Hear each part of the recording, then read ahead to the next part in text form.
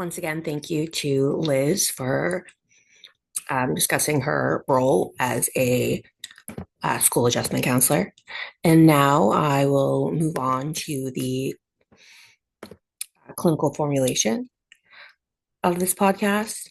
Um, as we discussed, Liz worked as the sole adjustment counselor for grades 5th through 8th in a rural regional school district in Pepperell, Massachusetts.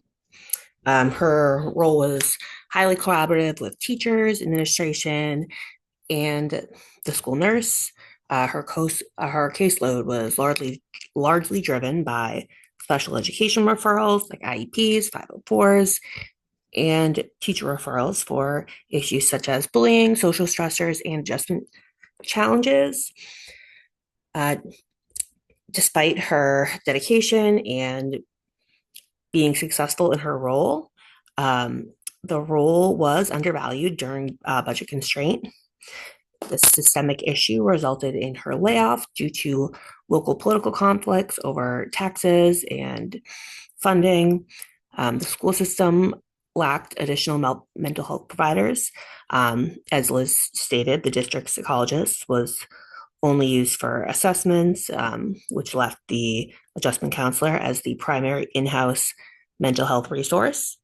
Liz identified high caseloads, minimal systemic interventions, and the absence of broader mental health supports, such as restorative practice or family engagement, limited her impact.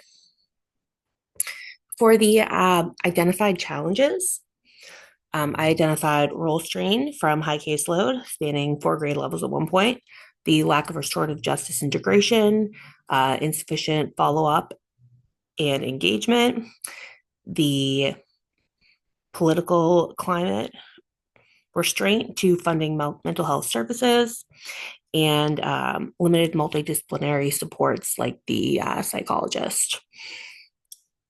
The strengths that I identified were Liz's strong collaboration with teachers and administrators, her being proactive with her monthly grade team meetings, the principal's background in mental health as well as his support for mental health, the clear passion Liz has for direct clinical work with students, and her commitment to confidentiality and building trust with her students.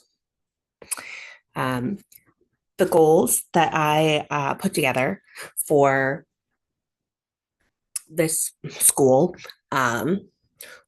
first would be to expand systemic mental health programming, kind of move beyond only individual counseling by developing preventative and proactive mental health supports for the whole school community. I believe that building up this universal in group supports, the school can reach more students and reduce the stigma and prevent issues from escalating to crisis levels that overwhelm the school adjustment counselor's already limited time. The second goal would be to strengthen school and family partnerships, making families active partners in student mental health by increasing trust, transparency, and engagement. As Liz stated in the interview, families rarely followed up on emails about their children, but a stronger family school partnership would improve trust and help parents reinforce strategies at home and reduce the stigma about mental health services. And the third goal would be to advocate for sustainable funding, building community and political capital to protect and expand the mental health positions in schools, especially during budget cuts, is crucial. Budgeting constraints directly caused Liz's layoffs, and by reframing mental health services as a necessity rather than a luxury, the school can protect the vital roles that school adjustment counselors play. So for the interventions and recommendations, I would recommend, in order to achieve the expanding systemic mental health programming, I would look to develop regular social emotional learning lessons in the classrooms for all grades. Um, and in addition to that, run a school-wide mental health awareness campaigns such as Kindness Week or anti-bullying programs and assemblies on mental wellness. Um, in addition to this, the staff would be trained on trauma-informed approaches that would improve everyday interactions and limit escalation. Um, Also, collaborating with the school nurse to create drop in wellness checks for students with somatic complaints. And while these initiatives are being put into place, data would be collected to identify trends and target um, the trends that we're seeing. And in order to strengthen the school family partnership, I would look to hold family workshops on adolescent mental health, school stress, bullying, and how the counselor can help. Create simple communication pathways like monthly newsletters or an online portal where parents can stay updated. Um, in addition to that, I believe that clear guidelines would need to be developed on how and when families are informed about student concerns in a way that balances student confidentiality with family involvement.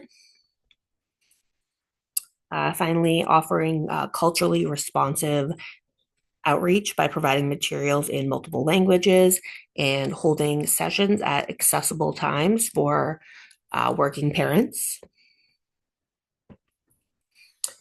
And lastly, perhaps the most difficult um, goal, advocating for sustainable funding. I would hope to partner with the principal and district leadership to prepare clear data on caseload impact and the impact of unmet needs. This might include developing a presentation for the school board and community forums to show that strong mental health supports improve attendance and academic success and safety, which could help with costs in the long run. I would also look to engage local parent teacher organizations like PTOs and community groups to rally support for mental health funding, as well as advocating for local and state policy changes. One that comes to mind is the 211 bill to improve funding formulas for regional districts. Lastly, I would look to collaborate with local press or community newsletters to share success stories about the counselor's impact. Um,